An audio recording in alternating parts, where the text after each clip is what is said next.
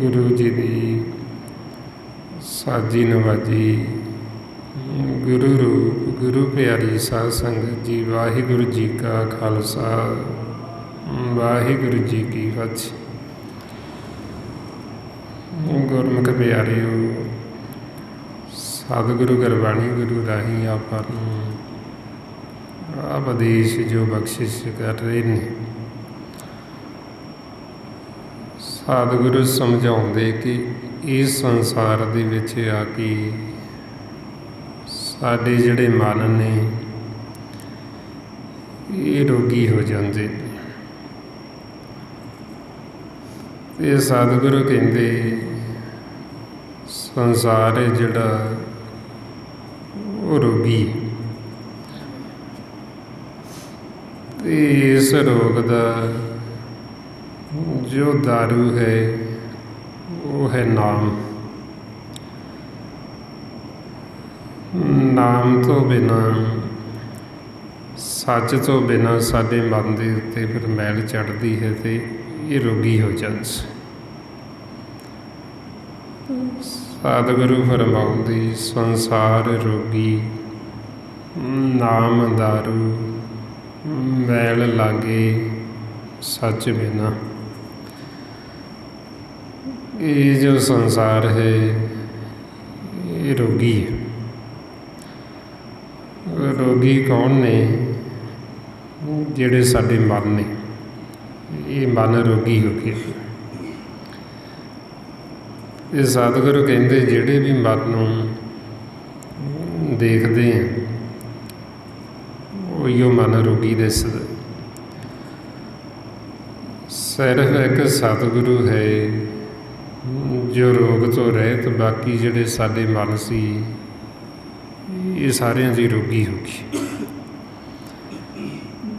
ਰਮਾਉਂਦੇ ਨੇ ਜੋ ਜੋ ਦੀਸੈ ਸੋ ਸੋ ਰੋਗੀ, ਰੋਗ ਰਹਿਤ ਮੇਰਾ ਸਤਿਗੁਰੂ ਜੋਗੀ। ਕਿ ਇੱਕ ਸਤਿਗੁਰੂ ਰੋਗ ਤੋਂ ਰਹਿਤ, ਬਾਕੀ ਜਿਹੜੇ ਮਨ ਇਹ ਰੋਗੀ ਨੇ। ਹੁਣ ਇਹ ਰੋਗਾਂ ਦਾ ਭੇਤ ਸਾਨੂੰ ਆਪਦੇ ਆਪ ਨਹੀਂ ਆਉਂਦਾ, ਸਾਨੂੰ ਪਤਾ ਨਹੀਂ ਲੱਗਦਾ। ਉਹ ਰੋਗਾਂ ਦਾ ਪਤਾ ਸਾਨੂੰ ਉਦੋਂ ਲੱਗਦਾ ਜਦੋਂ ਅਸੀਂ ਸਤ ਸੰਗਤ ਦੇ ਵਿੱਚ ਆਉਂਦੇ। ਗੁਰੂ ਦੀ ਸ਼ਰਨ ਦੇ ਵਿੱਚ ਆਉਂਦੇ, ਫਿਰ ਸਤਿਗੁਰੂ ਸਾਨੂੰ ਉਹਨਾਂ ਰੋਗਾਂ ਤੋਂ ਜਾਣੂ ਕਰਾਉਂਦੇ। ਜਾਚਕ ਹੁਣ ਜੀਵ ਸਤ ਸੰਗਤ ਦੇ ਵਿੱਚ ਨਹੀਂ ਆਉਂਦਾ, ਉਹਨੂੰ ਨਹੀਂ ਪਤਾ ਵੀ ਮੈਨੂੰ ਕਿਹੜੇ ਰੋਗ ਲੱਗੇ,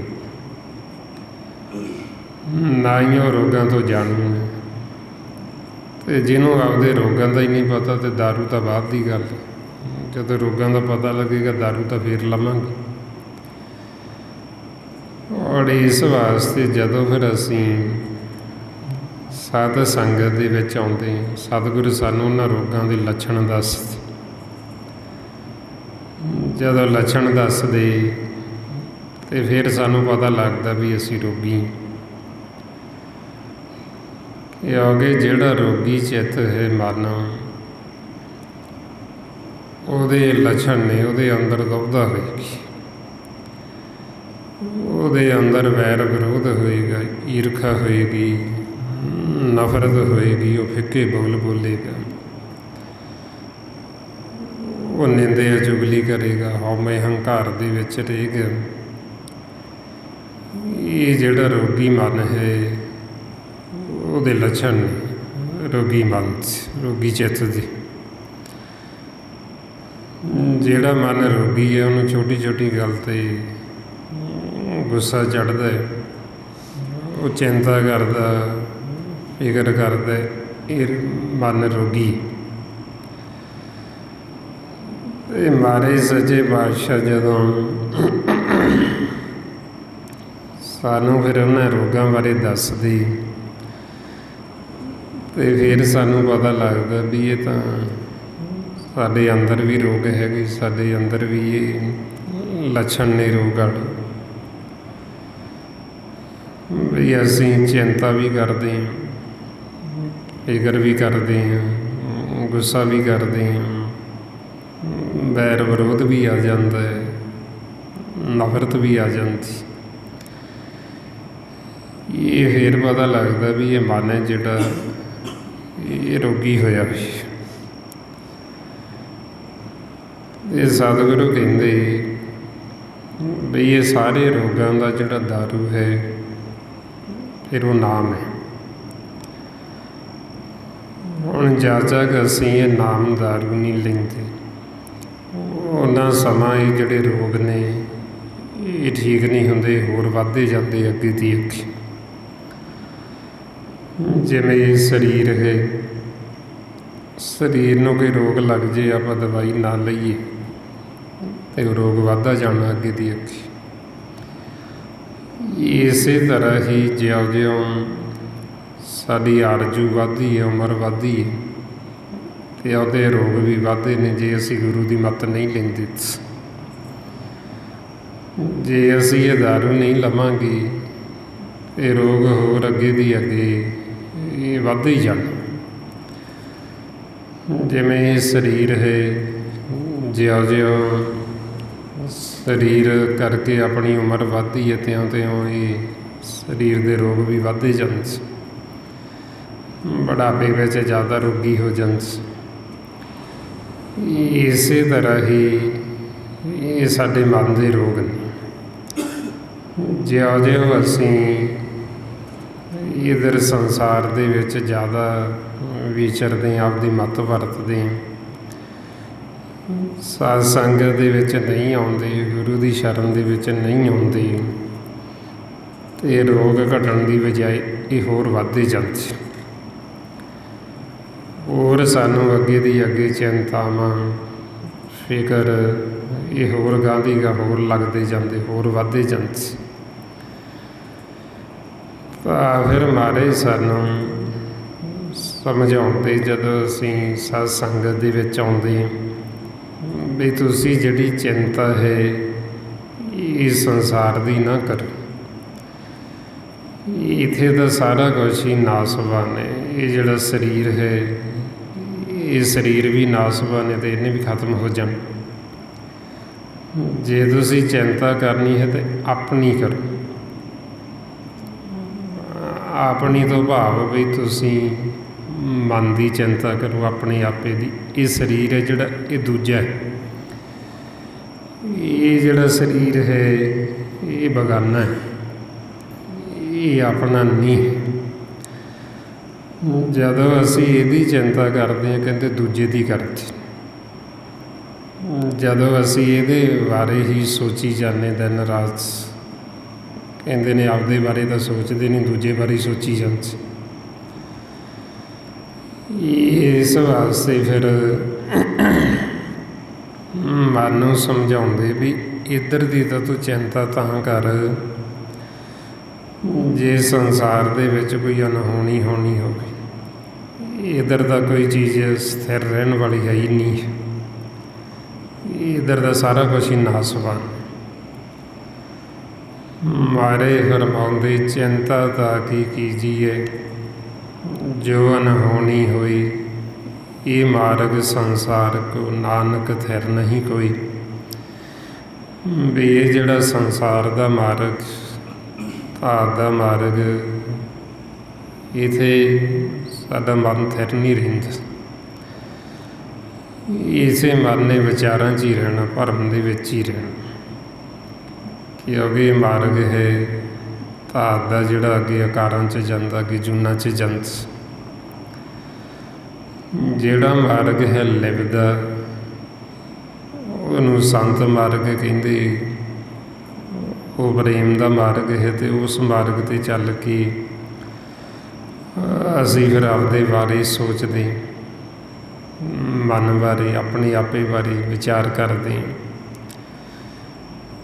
ਫਿਰ ਅਸੀਂ ਜੇ ਚਿੰਤਾ ਕਰਦੇ ਹਾਂ ਅਤੇ ਆਪਦੇ ਘਰ ਦੀ ਕਰਦੇ, ਵੀ ਅਸੀਂ ਉਹ ਘਰ ਜਿੱਥੇ ਅਸੀਂ ਸਦਾ ਵਸਣਾ, ਉਹ ਘਰ ਦੇਖੀਏ।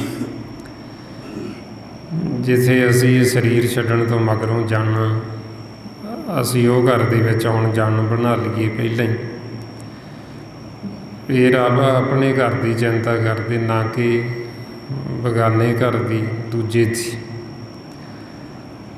ਅਤੇ ਜਦੋਂ ਮਨ ਰੋਗੀ ਹੁੰਦਾ, ਉਦੋਂ ਫਿਰ ਇਹਦੀ ਚਿੰਤਾ ਕਰੀ ਜਾਂਦਾ, ਇੱਧਰ ਸੰਸਾਰ ਦੀ। ਅਤੇ ਇਸ ਕਰਕੇ ਮਹਾਰਾਜ ਕਹਿੰਦੇ, ਜੋ ਘਰ ਛੱਡ ਗਵਾਵਣਾ, ਸੋ ਲੱਗਾ ਮਨ ਮਾਹੀ। ਜਿੱਥੇ ਜਾਏ ਤਦ ਵਰਤਣਾ, ਤਿਸ ਕੀ ਚਿੰਤਾ ਨਾਹੀਂ। ਬਈ ਜਿੱਥੇ ਜਾ ਕੇ ਸਦਾ ਵਸਣਾ, ਸਦਾ ਰਹਿਣਾ, ਉਹਦੀ ਚਿੰਤਾ ਨਹੀਂ, ਉਹਦਾ ਫਿਕਰ ਨਹੀਂ। ਅਤੇ ਇਹ ਜਿਹੜਾ ਛੱਡ ਜਾਣਾ, ਇਹਦਾ ਅਸੀਂ ਐਵੇਂ ਫਿਕਰ ਕਰੀ ਜਾਂਦੇ ਵੀ ਇਹਨੂੰ ਕਿਵੇਂ ਪਾਲੀਏ, ਇਹਦੀ ਕਿਵੇਂ ਦੇਖ ਰੇਖ ਕਰੀਏ, ਇਹਦੇ ਵਾਸਤੇ ਕਿਵੇਂ ਵੱਧ ਤੋਂ ਵੱਧ ਇਕੱਠਾ ਕਰੀਏ ਸੰਸਾਰ ਦਾ ਧਨ, ਸੰਸਾਰੀ ਪਦਾਰਥ, ਜਿਹੜਾ ਕਿ ਅਸੀਂ ਇੱਥੇ ਹੀ ਛੱਡ ਜਾਣਾ, ਰੋਜ਼ ਛੱਡ ਜਾਂਦੇ। ਹੁਣ ਰਾਤ ਆ ਗਈ ਹੈ, ਇਹ ਆਪਾਂ ਹੁਣ ਜੋ ਵੀ ਕੀਤਾ ਸਾਰਾ ਕੁਛ ਇੱਥੇ ਹੀ ਛੱਡ ਜਾਣਾ, ਇੱਥੋਂ ਕੁਛ ਨਾਲ ਨਹੀਂ ਲਿਜਾ ਸਕਦੇ।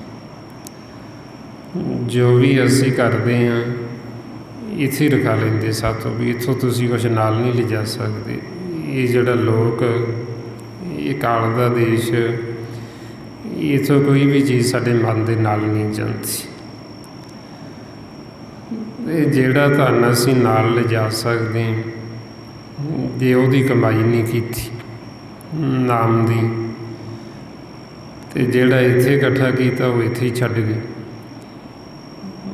ਇਸ ਕਰਕੇ ਫਿਰ ਇਹ ਰੋਗੀ ਚਿੱਤ ਦੇ ਲੱਛਣ, ਬਈ ਇੱਥੇ ਸੰਸਾਰ ਦਾ ਤਾਂ ਇਕੱਠਾ ਕਰੀ ਜਾਂਦਾ ਹੈ ਵੱਧ ਤੋਂ ਵੱਧ।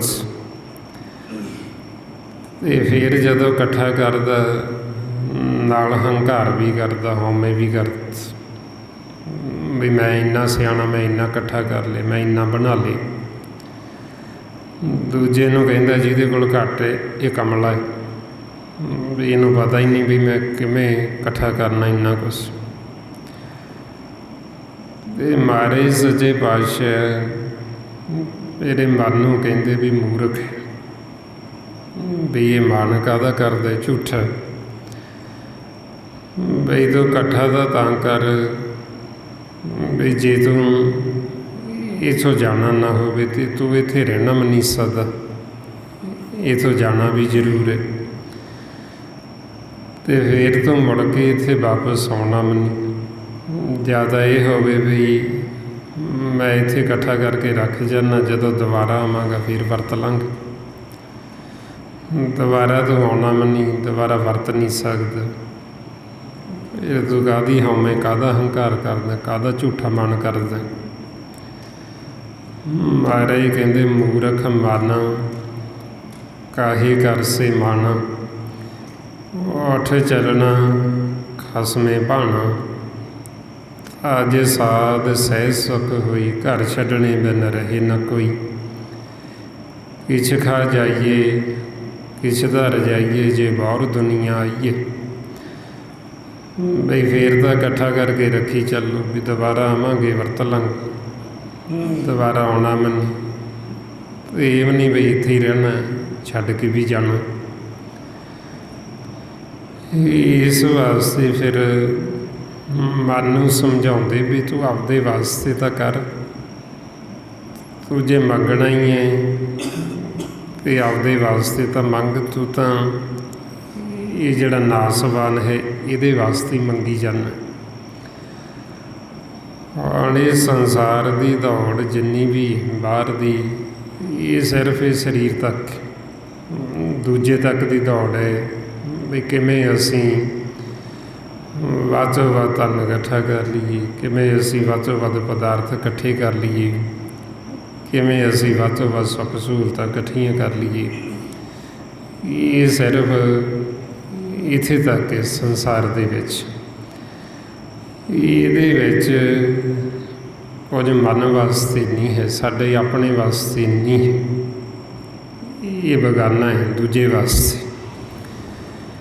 ਇਸ ਵਾਸਤੇ ਫਿਰ ਸਤਿਗੁਰੂ ਸਮਝਾਉਂਦੇ ਵੀ ਇਹ ਸੰਸਾਰ ਦੀ ਦੌੜ, ਮਾਇਆ ਦੀ, ਇਹ ਸਾਰੀ ਬਾਹਰ ਦੀ। ਇਹ ਆਵਾਂ ਨੂੰ ਸਤਿਗੁਰੂ ਸਾਡੇ ਅੰਦਰ ਦੀ ਯਾਤਰਾ ਦੱਸਦੇ, ਸਾਰਾ ਸਾਨੂੰ ਅੰਦਰ ਦਾ ਭੇਦ ਦਿੰਦੇ। ਜਦੋਂ ਹੁਣ ਆਪਾਂ ਸਤ ਸੰਗਤ ਦੇ ਵਿੱਚ ਆਉਂਦੇ,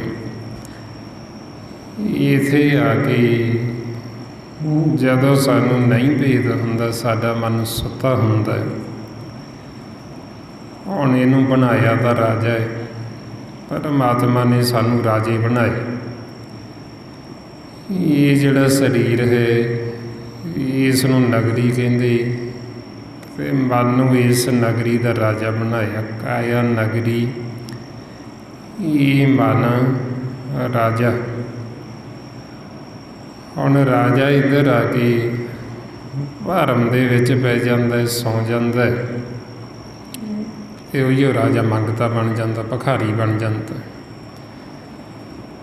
ਜਿਵੇਂ ਮਹਾਰਾਜ ਉਦਾਹਰਨ ਦਿੰਦੇ ਵੀ ਇੱਕ ਦ੍ਰਿਸ਼ਟਮਾਨ ਸੰਸਾਰ ਦਾ ਰਾਜਾ ਹੈ, ਉਹ ਆਪਣੇ ਸਿੰਘਾਸਨ 'ਤੇ ਬੈਠੇ, ਤੇ ਬੈਠੇ ਬੈਠੇ ਨੂੰ ਉਹਨੂੰ ਸਿੰਘਾਸਨ 'ਤੇ ਨੀਂਦ ਆ ਗਈ, ਸੌਂ ਗਏ। ਤੇ ਸੁੱਤਾ ਹੋਇਆ ਸੁਪਨਾ ਦੇਖਣ ਲੱਗ ਗਿਆ। ਸੁਪਨੇ ਦੇ ਵਿੱਚ ਉਹ ਕੀ ਦੇਖਦਾ ਹੈ ਵੀ ਜਿਹੜਾ ਉਹਦਾ ਰਾਜ ਭਾਗ ਸੀ ਉਹ ਸਾਰਾ ਹੀ ਖੁੱਸ ਗਿਆ, ਤੇ ਆਪਦੇ ਰਾਜ ਦੇ ਵਿੱਚ ਹੀ ਉਹ ਮੰਗਤਾ ਬਣ ਕੇ, ਭਿਖਾਰੀ ਬਣ ਕੇ ਮੰਗਦਾ ਫਿਰਦਾ ਦਰ ਦਰ। ਹੁਣ ਉਹੀਓ ਹਾਲਤ ਇਹ ਸਾਡੇ ਮਨ ਰਾਜੇ ਦੀ ਹੋ ਗਈ। ਮਹਾਰਾਜ ਕਹਿੰਦੇ ਨਰਪਤ ਇੱਕ ਸਿੰਘਾਸਨ ਸੋਇਆ, ਸੁਪਨੇ ਭਇਆ ਭਿਖਾਰੀ। ਅਸ਼ਤ ਰਾਜ ਵਿਸ਼ਰਤ ਦੁੱਖ ਪਾਇਆ, ਸੋਗਤ ਭਈ ਹਮਾਰੀ। ਬਈ ਉਹ ਰਾਜੇ ਵਾਲੀ ਅਵਸਥਾ ਸਾਡੇ ਇਸ ਮਨ ਰਾਜੇ ਦੀ ਹੋ ਗਈ। ਬਣਾਇਆ ਤਾਂ ਇਹਨੂੰ ਪਰਮਾਤਮਾ ਨੇ ਰਾਜਾ ਸੀ, ਪਰ ਇਹਦੇ ਰਾਗੇ ਬਣ ਗਿਆ ਮੰਗਤ, ਭਿਖਾਰੀ ਬਣ ਗਿਆ। ਹੁਣ ਇਹ ਭਿਖਾਰੀ ਬਣਿਆ ਹੋਇਆ ਮੰਗਦਾ ਵੀ ਆਪਦੇ ਵਾਸਤੇ ਨੇ, ਦੂਜੇ ਵਾਸਤੇ ਮੰਗਤ। ਦੂਜਾ ਕੀ ਹੈ? ਸਰੀਰ, ਜਿਹੜਾ ਕਿ ਨਾਸਵਾਨ, ਜਿਹੜਾ ਕਿ ਮਿੱਥੇ ਹੈ।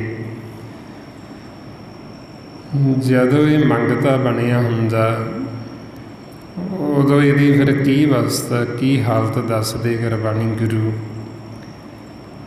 ਇਹ ਦੇਖਦਾ ਗੁਰਮੁਖਾਂ ਵੱਲ ਵੀ ਜਿਹੜੇ ਸੱਚ ਦੇ ਨਾਮ ਦੇ ਨਾਲ ਜੁੜੇ ਨੇ। ਉਹ ਜਦੋਂ ਗੁਰਮੁਖਾਂ ਵੱਲ ਦੇਖਦਾ, ਗੁਰਮੁਖਾਂ ਨੂੰ ਪੁੱਛਦਾ ਤੇ ਉਹ ਗੁਰਮੁਖ ਬੜਾ ਚੜ੍ਹਦੀ ਕਲਾ 'ਚ ਰਹਿੰਦੇ। ਤੇ ਉਹ ਪੁੱਛਦਾ ਵੀ ਤੁਹਾਡੇ ਕਿਤੇ ਕੋਈ ਤੁਹਾਨੂੰ ਦਿੱਕਤ ਨਹੀਂ ਆਉਂਦੀ, ਵੀ ਤੁਹਾਨੂੰ ਕਦੇ ਕੋਈ ਅਖਿਆਈ ਨਹੀਂ ਆਉਂਦੀ? ਉਹ ਕਹਿੰਦੇ ਬੜੀ ਮਹਾਰਾਜ ਦੀ ਕਿਰਪਾ, ਮਾਲਕ ਦੀ ਮੌਜ ਆ, ਵੀ ਸ਼ੁਕਰ ਆ ਪਰਮਾਤਮਾ ਦਾ, ਸਾਨੂੰ ਕਦੇ ਉਹਨੇ ਕੋਈ ਦਿੱਕਤ ਆਉਣ ਹੀ ਨਹੀਂ ਦਿੱਤੀ। ਤੇ ਉਹ ਫਿਰ ਦੇਖ ਕੇ ਉਹਨਾਂ ਵੱਲ ਵੀ ਇਹ ਵੀ ਗੁਰੂ ਘਰ ਜਾਂਦੇ ਨੇ, ਵੀ ਮੈਂ ਵੀ ਜਾਵਾਂ, ਵੀ ਇਹ ਵੀ ਉੱਥੋਂ ਹੀ ਮੰਗਦੇ ਹੋਣੇ, ਮੈਂ ਵੀ ਮੰਗਦਾ ਉੱਥੋਂ ਹੀ ਜਾ ਕੇ। ਇਹ ਫਿਰ ਕੀ ਕਰਦਾ, ਗੁਰੂ ਦੀ ਮੱਤ ਨਹੀਂ ਲਈ, ਆਪਦੀ ਮੱਤ ਵਰਤਦਾ ਹੋਇਆ, ਭਿਖਾਰੀ ਬਣਿਆ ਹੋਇਆ, ਮੰਗਤਾ ਬਣਿਆ ਹੋਇਆ। ਜਦੋਂ ਇੱਥੇ ਗੁਰੂ ਦੀ ਸ਼ਰਨ ਦੇ ਵਿੱਚ ਆਉਂਦਾ ਹੈ, ਸਾਹਮਣੇ ਆ ਕੇ ਅੱਖਾਂ ਬੰਦ ਕਰ ਲੈਂਦਾ ਤੇ ਮੰਗਣ ਲੱਗਦਾ ਇਹ ਸੰਸਾਰ ਦੀਆਂ ਦੁਨਿਆਵੀ ਵਸਤੂਆਂ। ਤੇ ਜਦੋਂ ਇਹ ਹਾਲਤ ਸਤਿਗੁਰੂ ਦੇਖਦੇ, ਕਹਿੰਦੇ ਵੀ ਇਹਨੇ ਠੱਗਾਂ ਵਾਲੀ ਦ੍ਰਿਸ਼ਟੀ ਬਣਾ ਲਈ, ਤੇ ਇਸ ਨੇ ਬਗਲੇ ਵਾਂਗੂ ਸਮਾਧੀ ਲਾ ਲਈ। ਬਗਲਾ ਜਿਹੜਾ ਉਹ ਇੱਕ ਲੱਤ 'ਤੇ ਖੜ੍ਹਾ ਹੋ ਜਾਂਦਾ, ਪਾਣੀ ਦੇ ਵਿੱਚ ਇੱਕ ਲੱਤ ਉੱਪਰ ਕਰ ਲੈਂਦਾ, ਇੱਕ ਖੜ੍ਹਾ ਹੋ ਜਾਂਦਾ, ਵੀ ਤਾਂ ਕਿ ਜਿਹੜਾ ਵੀ ਕੋਈ ਉਹ ਡੱਡੂ ਮੱਛੀ ਆਵੇ ਵੀ ਉਹ ਸਮਝਣ ਕੋਈ ਤੀਲਾ ਖੜ੍ਹਾ ਹੈ, ਕੋਈ ਡੱਕਾ ਖੜ੍ਹਾ ਹੈ। ਉਹ ਜਦੋਂ ਕੋਲੇ ਆਉਂਦੇ ਉਹਨਾਂ ਨੂੰ ਝਪਟ ਮਾਰ ਲੈਂਦੇ। ਔਰ ਇਸੇ ਤਰ੍ਹਾਂ ਹੀ ਮਹਾਰਾਜ ਕਹਿੰਦੇ ਵੀ ਇਹਨੇ ਬਗਲਾ ਸਮਾਧੀ ਲਾ ਲਈ, ਤੇ ਠੱਗਾਂ ਵਾਲੀ ਦ੍ਰਿਸ਼ਟੀ ਬਣਾ ਲਈ, ਤੇ ਮੇਰੇ ਨਾਲ ਠੱਗੀ ਮਾਰਨ ਆਇਆ। ਇਸ ਨੂੰ ਕੀ ਕਹਿੰਦੇ ਮਹਾਰਾਜ? ਕਹਿੰਦੇ ਠੱਗ ਦ੍ਰਿਸ਼ਟ ਬੱਗਾ ਲਿਵ ਲਾਗਾ, ਵੀ ਠੱਗਾਂ ਵਾਲੀ ਦ੍ਰਿਸ਼ਟੀ ਬਣਾ ਲਈ ਤੇ ਬਗਲਾ ਸਮਾਧੀ ਲਾ ਲਈ। ਇਹਨੂੰ ਝਿੜਕ ਦੇ ਕੇ ਮੋੜ ਦਿੰਦੇ ਵਾਪਸ। ਇਹ ਫੇਰ ਦੇਖਦਾ ਗੁਰਮੁਖਾਂ ਵਾਲੇ, ਫੇਰ ਆ ਜਾਂਦਾ। ਫੇਰ ਜਦੋਂ ਆਉਂਦਾ, ਆ ਕੇ ਫੇਰ ਉਹੀ ਉਹ ਘਰੋਂ ਕਹਿ ਕੇ ਆਉਂਦਾ, ਮੈਂ ਸਤਿਗੁਰਾਂ ਦੇ ਦਰਸ਼ਨ ਕਰਨ ਚੱਲਿਆ। ਦਰਸ਼ਨ ਵੀ ਨਹੀਂ ਕਰਦਾ, ਕਿਉਂਕਿ ਇਹਨੂੰ ਪਤਾ ਨਹੀਂ। ਉਹ ਆ ਕੇ ਅੱਖਾਂ ਤਾਂ ਬੰਦ ਕਰ ਲੈਂਦਾ। ਅੱਖਾਂ ਜਦੋਂ ਬੰਦ ਕਰਦਾ ਤੇ ਧਿਆਨ ਜਿਹੜਾ ਉਹ ਮਾਇਆ ਦੇ ਵਿੱਚ ਲੈ ਜਾਂਦਾ, ਸੰਸਾਰ ਦੇ ਪਦਾਰਥਾਂ ਦੇ ਵਿੱਚ, ਵੀ ਮੇਰੀ ਆਹ ਮੰਗ ਹੈ, ਮੇਰੀ ਆਹ ਮੰਗ ਪੂਰੀ ਹੋ ਜੇ, ਮੇਰੀ ਆਹ ਅਰਦਾਸ ਪੂਰੀ ਹੋ ਜੇ, ਮੇਰਾ ਆਹ ਕੰਮ ਬਣ ਜੇ, ਮੇਰਾ ਉਹ ਬਣ ਜੇ। ਜਦੋਂ ਇਹ ਅਵਸਥਾ ਮਹਾਰਾਜ ਇਸ ਦੀ ਦੇਖਦੇ, ਸਤਿਗੁਰੂ ਕਹਿੰਦੇ ਵੀ ਇਹ ਆਇਆ ਤਾਂ ਮੇਰੇ ਕੋਲ ਹੈ, ਤੇ ਸਿਮਰਨ ਇਹ ਦਾਸੀ ਦਾ ਕਰੀ ਜਾਂਦਾ, ਸਿਮਰੀ ਮਾਇਆ ਨੂੰ ਜਾਂਦਾ। ਸਿਮਰਨ ਤਾਂ ਅਸੀਂ ਪਰਮਾਤਮਾ ਵਾਹਿਗੁਰੂ ਦਾ ਕਰਨਾ, ਉਹ ਸਿਮਰਨ ਮਾਇਆ ਦਾ ਹੋਣ ਲੱਗ ਗਿਆ। ਤੇ ਸਤਿਗੁਰੂ ਕਹਿੰਦੇ ਵੀ ਇਹ ਮੈਨੂੰ ਛੱਡ ਕੇ ਸਿਮਰਨ ਮਾਇਆ ਦਾ ਕਰਦਾ ਹੈ, ਤੇ ਨਿੰਦਿਆ ਉਹਨਾਂ ਗੁਰਮੁਖਾਂ ਦੀ ਕਰਦਾ ਜਿਹੜੇ ਸੱਚ ਦੇ ਨਾਮ ਦੇ ਨਾਲ ਜੁੜੇ ਨੇ। ਤੇ ਉਦੋਂ ਕਹਿੰਦੇ ਵੀ ਨਗੋਰਾ ਹੈ, ਵੀ ਇਹਨੂੰ ਪਤਾ ਨਹੀਂ, ਇਹਨੂੰ ਸੋਝੀ ਨਹੀਂ, ਇਹਨੂੰ ਭੇਦ ਨਹੀਂ। ਮਹਾਰਾਜ ਕਹਿੰਦੇ ਠਾਕਰ ਛੋੜ ਦਾਸੀ ਕੋ ਸਿਮਰੇ, ਮਨਮੁਖ ਅੰਧ ਗਿਆਨਾ, ਹਰ ਕੀ ਭਗਤ ਕਰੇ ਤਨ ਨਿੰਦੇ, ਨਗੋਰਾ ਪਸ਼ੂ ਸਮਾਨਾ। ਵੀ ਨਗੋਰਾ ਪਸ਼ੂਆਂ ਵਰਗਾ ਮਹਾਰਾਜ ਕਹਿੰਦੇ ਵੀ ਨਿੰਦਾ ਉਹਨਾਂ ਗੁਰਮੁਖਾਂ ਦੀ ਕਰਦਾ ਜਿਹੜੇ ਪਰਮਾਤਮਾ ਦੇ ਸਨਮੁਖ ਨੇ, ਜਿਹੜੇ ਮਾਲਕ ਦੀ ਭਗਤੀ ਕਰਦੇ, ਵਾਹਿਗੁਰੂ ਦੀ। ਤੇ ਆਪ ਮਾਲਕ ਨੂੰ ਛੱਡ ਕੇ ਦਾਸੀ ਦਾ ਸਿਮਰਨ ਕਰਦਾ, ਮਾਇਆ ਨੂੰ ਸਿਮਰਦਾ, ਤੇ ਇਹਨੂੰ ਝਿੜਕ ਦੇ ਕੇ ਫੇਰ ਮੋੜ ਦਿੰਦੇ। ਇਹ ਜਦੋਂ ਮਨ ਮੰਗਤਾ ਬਣਿਆ ਹੁੰਦਾ, ਉਹਦੀ ਇਹ ਮਹਾਰਾਜ ਦੱਸਦੇ ਅਵਸਥਾ ਵੀ ਜਦੋਂ ਭਿਖਾਰੀ ਬਣਿਆ ਹੁੰਦਾ ਹੈ ਮਨ,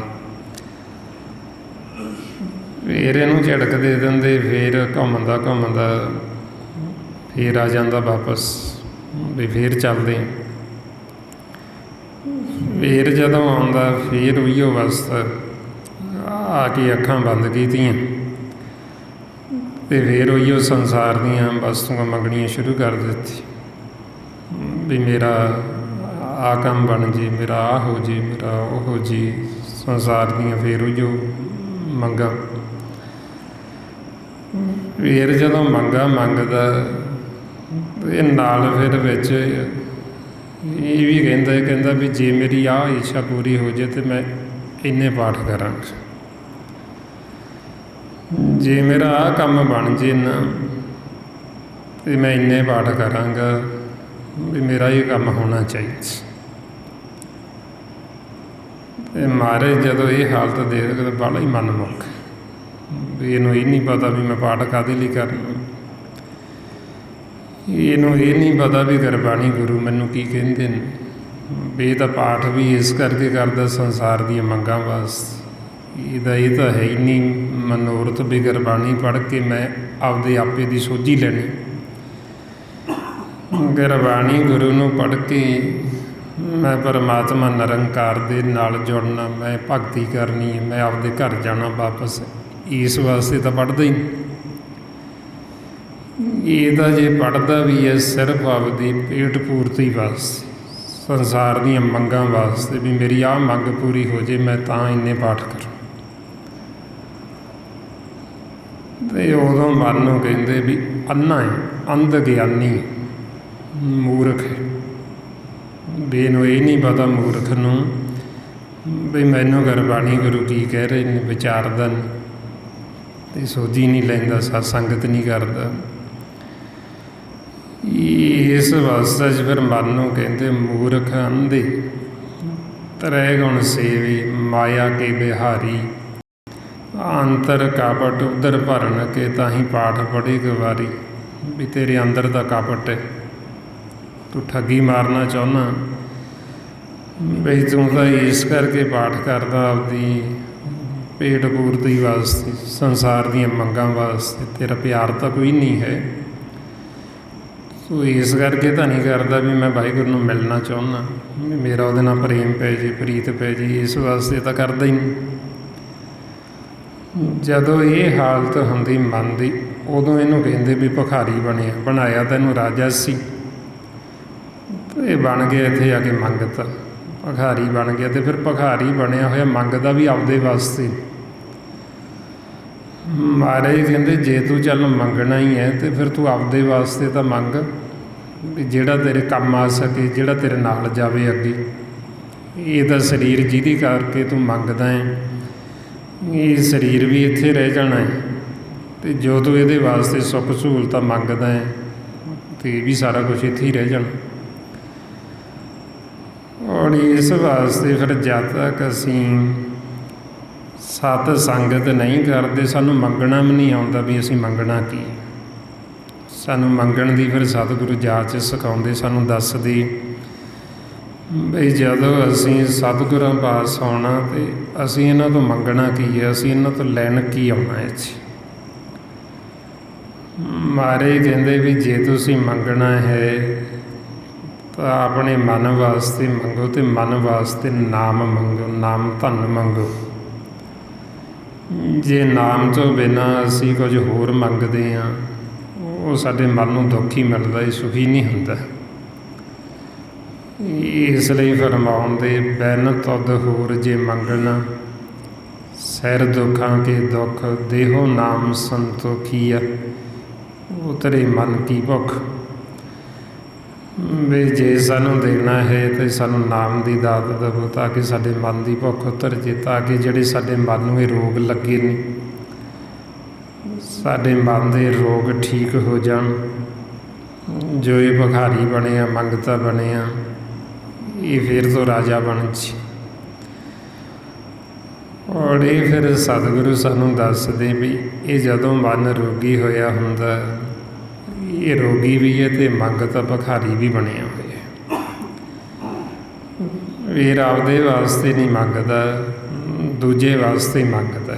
ਮਾਇਆ ਦਾ ਮੋਹਿਆ ਹੋਇਆ, ਆਕਾਰ ਦਾ, ਸਰੀਰ ਦਾ, ਦੂਜੇ ਵਾਸਤੇ ਹੀ ਮੰਗੀ ਜਾਂਦਾ ਅਤੇ ਦੂਜੇ ਵਾਸਤੇ, ਮਾਇਆ ਵਾਸਤੇ ਰੋਈ ਜਾਂਦਾ। ਵੀ ਇਹਦਾ ਜਿਹੜਾ ਰੋਣਾ ਉਹ ਮਾਲਕ ਲਈ ਨਹੀਂ ਹੈ, ਪਰਮਾਤਮਾ ਲਈ ਨਹੀਂ ਹੈ। ਇਸ ਕਰਕੇ ਨਹੀਂ ਵਿਰਾਗ ਕਰਦਾ ਵੀ ਮੈਂ ਪਰਮਾਤਮਾ ਤੋਂ ਵਿਛੜਿਆ, ਅਤੇ ਵਿਛੜੇ ਨੂੰ ਵੀ 4 ਯੁੱਗ ਹੋ ਗਏ, ਇੰਨੇ ਲੰਮਾ ਸਮਾਂ ਹੋ ਗਿਆ ਵਿਛੜੇ ਨੂੰ। ਬਈ ਮਹਾਰਾਜ ਮੇਰੇ 'ਤੇ ਕਿਰਪਾ ਕਰ, ਮੈਨੂੰ ਵਿਛੜੇ ਨੂੰ ਆਪਦੇ ਨਾਲ ਮਿਲਾ ਲੈ, ਇਸ ਕਰਕੇ ਨਹੀਂ ਵਿਰਾਗ ਕਰਦਾ। ਵਿਰਾਗ ਵੀ ਇਹਦਾ ਝੂਠਾ ਮਾਇਆ ਵਾਸਤੇ, ਸੰਸਾਰੀ ਪਦਾਰਥਾਂ ਵਾਸਤੇ। ਇਸ ਵਾਸਤੇ ਫਿਰ ਮਹਾਰਾਜ ਕਹਿੰਦੇ ਹੋਰ ਬਿਰਹਾ ਸਭ ਧਾਤ ਹੈ, ਜਬ ਲਗ ਸਾਹਿਬ ਪ੍ਰੀਤ ਨਾ ਹੋਈ। ਇਹੋ ਮਨ ਮਾਇਆ ਮੋਹਿਆ, ਵੇਖਣ ਸੁਣਨ ਨਾ ਹੋਈ। ਬਈ ਹੋਰ ਬਿਰਹਾ ਪਰਮਾਤਮਾ ਤੋਂ ਬਿਨਾਂ ਇਹ ਧਾਤ ਦਾ ਮਾਰਗ, ਬਈ ਇਹ ਸਾਨੂੰ ਪਰਮਾਤਮਾ ਤੋਂ ਦੂਰ ਹੀ ਲੈ ਕੇ ਜਾਂਦਾ। ਜਦ ਤੱਕ ਸਾਡਾ ਪਰਮਾਤਮਾ ਦੇ ਨਾਲ ਪ੍ਰੇਮ ਨਹੀਂ, ਮਨ ਮਾਇਆ ਦਾ ਮੋਹਿਆ ਹੋਇਆ, ਇਹ ਨਾ ਤਾਂ ਪਰਮਾਤਮਾ ਨੂੰ ਦੇਖਦਾ ਹੈ ਅਤੇ ਨਾ ਹੀ ਪਰਮਾਤਮਾ ਦੀ ਆਵਾਜ਼ ਨੂੰ ਸੁਣਦਾ। ਇਹ ਮਨ ਮਾਇਆ ਮੋਹਿਆ, ਵੇਖਣ ਸੁਣ ਨਾ ਹੋਈ। ਵੀ ਨਾ ਤਾਂ ਇਹ ਪਰਮਾਤਮਾ ਨੂੰ ਦੇਖੇਗਾ ਅਤੇ ਨਾ ਪਰਮਾਤਮਾ ਦੀ ਆਵਾਜ਼ ਨੂੰ ਸੁਣੇਗਾ, ਕਿਉਂਕਿ ਮਾਇਆ ਦਾ ਮੋਹਿਆ ਹੋਇਆ। ਇਸ ਵਾਸਤੇ ਫਿਰ ਮਹਾਰਾਜ ਸੱਚੇ ਪਾਤਸ਼ਾਹ ਸਮਝਾਉਂਦੇ ਵੀ ਇਹ ਰੋਗੀ ਮਨ ਦੇ ਲੱਛਣ ਨੇ, ਇਹ ਰੋਗੀ ਚਿੱਤ ਦੇ ਲੱਛਣ ਨੇ। ਜਦੋਂ ਮਨ ਰੋਗੀ ਹੁੰਦਾ ਉਦੋਂ ਇਹਦੀ ਇਹ ਹਾਲਤ ਹੁੰਦੀ, ਇਹ ਅਵਸਥਾ ਹੁੰਦੀ। ਬਣਾਇਆ ਰਾਜਾ ਸੀ, ਮੰਗਤਾ ਬਣ ਗਿਆ, ਅਤੇ ਮੰਗਤੇ ਨੂੰ ਕਦੇ ਵੀ ਮਾਣ ਨਹੀਂ ਮਿਲਦਾ। ਜਿਵੇਂ ਆਪਾਂ ਸੰਸਾਰ 'ਚ ਦੇਖਦੇ ਹਾਂ ਨਾ, ਕੋਈ ਮੰਗਤਾ ਮੰਗਦਾ ਹੋਵੇ, ਮੰਗਤੇ ਨੂੰ ਕੋਈ ਸਤਿਕਾਰ ਨਹੀਂ ਦਿੰਦਾ। ਸਗੋਂ ਤੇ ਲੋਕ ਧਿਰਕਾਰਾਂ ਹੀ ਪਾਉਂਦੇ ਮੰਗਤੇ ਨੂੰ, ਵੀ ਐਵੇਂ ਮੰਗਦਾ ਫਿਰਦਾ, ਕੋਈ ਕੰਮ ਕਰ ਲੇ। ਇਸ ਲਈ ਮਹਾਰਾਜ ਕਹਿੰਦੇ ਲੋਕ ਧਿਰਕਾਰ ਕਹੇ ਮੰਗਤ, ਜਨ ਮੰਗਤ ਮਾਣ ਨਾ ਪਾਇਆ। ਵੀ ਲੋਕ ਧਿਰਕਾਰਾਂ ਪਾਉਂਦੇ, ਮੰਗਤੇ ਨੂੰ ਕਦੇ ਕੋਈ ਮਾਣ ਨਹੀਂ ਦਿੰਦਾ, ਕਦੇ ਕੋਈ ਸਤਿਕਾਰ ਨਹੀਂ ਦਿੰਦਾ ਮੰਗਤੇ। ਇਸੇ ਤਰ੍ਹਾਂ ਹੀ ਜੇ ਹੁਣ ਸਾਡਾ ਮਨ ਵੀ ਮੰਗਤਾ ਹੀ ਬਣਿਆ ਰਿਹਾ, ਭਿਖਾਰੀ ਬਣਿਆ ਰਿਹਾ, ਅਤੇ ਇਹਨੂੰ ਕੋਈ ਮਾਣ ਨਹੀਂ ਹੈ। ਇਸ ਵਾਸਤੇ ਫਿਰ ਸਤਿਗੁਰੂ ਸਮਝਾਉਂਦੇ ਬਈ ਜੇ ਤੂੰ ਮੰਗਣਾ ਹੈ ਤਾਂ ਆਪਦੇ ਵਾਸਤੇ ਮੰਗ, ਅਤੇ ਆਪਣੇ ਵਾਸਤੇ ਫਿਰ ਮਨ ਲਈ ਇਹ ਨਾਮ ਹੈ।